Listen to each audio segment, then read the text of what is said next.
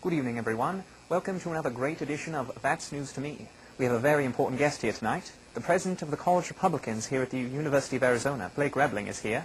And with that, we'll move on to our top story. Our top story tonight: a woman in London was attacked by a giant pig. And I'm not talking about her husband. She was attacked by a giant pig, which charged the horse she was riding and then savaged her after she was thrown to the ground. Suffering from broken ribs from the fall, Carolyn Robinson feared for her life as the enraged pig hurtled at her. Without warning, the pig then fixed her in its sights, and suddenly charged at speed, spooking her horse. There was nowhere to go," Mrs. Robinson said. "My horse spun around, started to panic, and tried to run away. It then bucked, threw me, and galloped off. It was then that the pig attacked me. I got to my feet, but the beast pushed me into a hedge and was trying to bite my legs. It got a hold of my coat in its mouth. I had very little strength to fight it off because I was so weak from the fall. It was terrifying. I've never been attacked by anything before, let alone a pig. I didn't know how I was going to get out of the situation." Well, here's to you, Mrs. Robinson. Apparently, the police aren't conducting a further investigation of the pig, squealing it was an act of bovine intervention. They didn't want to ham up a story about a swine like this and throw the world's sausage market hog wild. This idea was applauded by Alan Greenspan. In other news, Taco Bell has gotten an unexpected source of free advertising. Although it apparently has made it more difficult to sell the disgusting food, family-friendly image that Taco Bell specializes in. A New Mexico woman was arrested last week after she allegedly hid a hypodermic needle filled with heroin inside a Taco Bell burrito and tried to deliver the contraband to a friend held in a city jail. Rosemary Gonzalez was nabbed last Friday after a jail guard at the Espanola lockup discovered the needle hidden amongst the contents of a burrito supreme. It apparently was nestled inside a flour tortilla, along with beans, rice, tomatoes, onions, sour cream, cheddar cheese, and a very tangy red sauce. According to a statement of probable cause, the hypodermic's brown liquid contents were field tested by cops and came up positive for heroin. Gonzalez was charged with bringing contraband into a prison and put in jail. The woman pleaded that Taco Bell had a new special sauce and that they were serving it in hypodermic needles these days. She said, "Taco Bell food tastes so gross, I didn't think anyone would notice." She argued with police, insisting that it was that way when she had ordered it. Taco Bell spokesman, the Chihuahua, reached for comment stating, "No quiero heroin." The Vatican this week will make history when it releases a cartoon film about the life of Pope John Paul II, lasting just over an hour.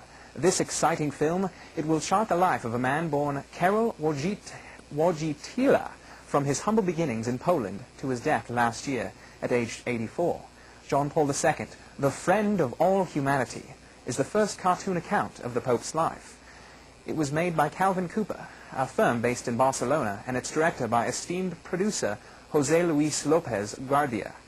"It is a fascinating story that works so well as a cartoon," he said. "The Vatican has given it full backing to the film, which has been dubbed into 7 languages. Last night a source said it had felt a cartoon would appeal to all and engraved the image of the Pope. The video will feature Pope John Paul II fighting crime and injustice in Metropolis as well as Gotham City, which has Superman and Batman in an uproar.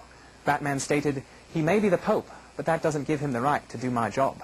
This cartoon will be very different from the one of Pope Benedict XVI, which will feature him displaying his storybook childhood of being in the Hitler Youth, then the evolution into a caring, compassionate individual by showing him calling the Prophet Muhammad a warmonger, angering the world's Muslim community, and then not apologizing."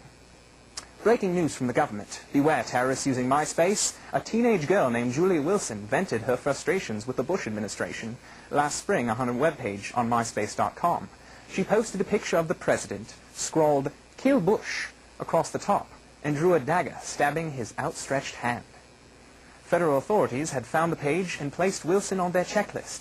They finally reached her this week in her molecular biology class, exactly where a terrorist like her would hide. The 14-year-old freshman was taken out of class Wednesday and questioned for about 15 minutes by 2 Secret Service agents. "I wasn't dangerous. I mean, look at what's stenciled on my backpack. It's a heart. I'm a very peace-loving person," said Wilson, an honor student who describes herself as politically passionate. "I'm against the war in Iraq. I'm not going to kill the president. Like, OMG, the CIA is a big bunch of meanies, even though they are pretty hot." That's right, America. This is the new face of terror. You thought Osama bin Laden was bad? Well, you should really be on the lookout for Lindsay Lohan.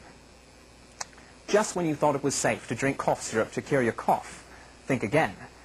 That's right, the list of deadly everyday items has grown from spinach, marshmallow peeps, and kitty litter, now including red cough syrup.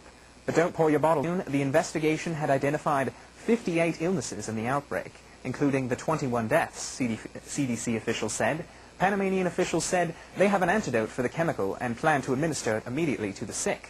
U.S. officials swear it's safe to drink red cough syrup, but then again they also said it was safe to eat spinach, and we all know how that turned out.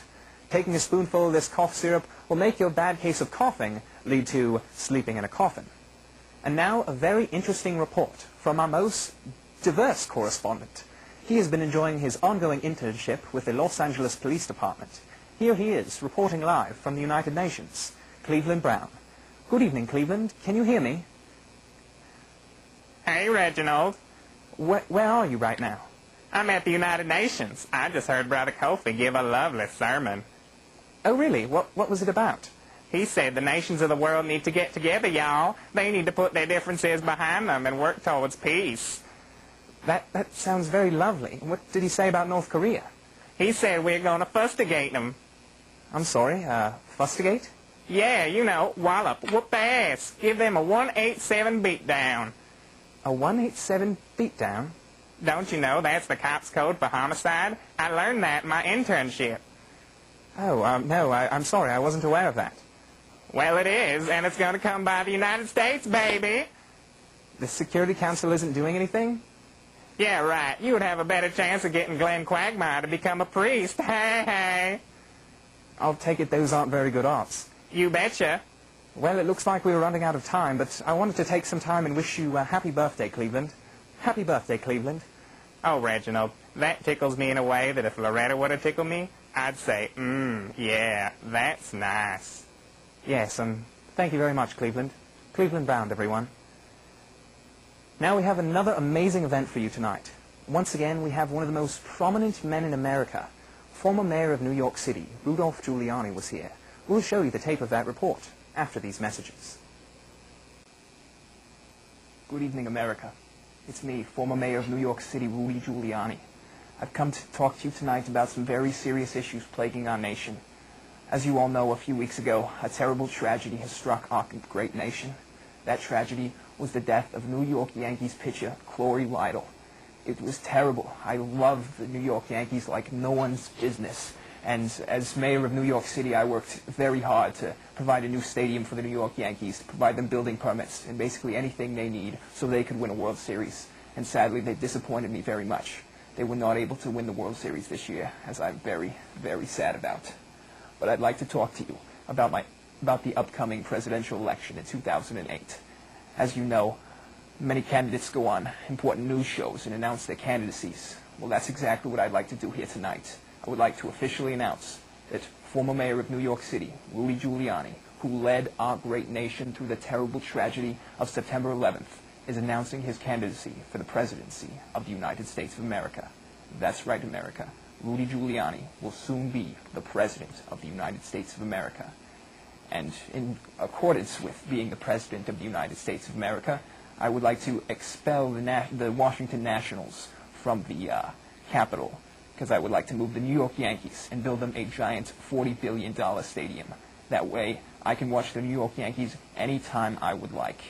I think that we should divert all necessary funds that aren't being used in Iraq right now to building that stadium and to buying the New York Yankees any sort of players they need so they can succeed and win a World Series.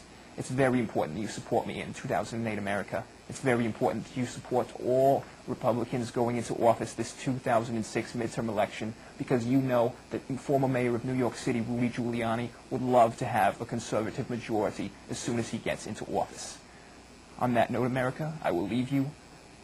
Please mourn the death of Yankee pitcher Corey Lidle.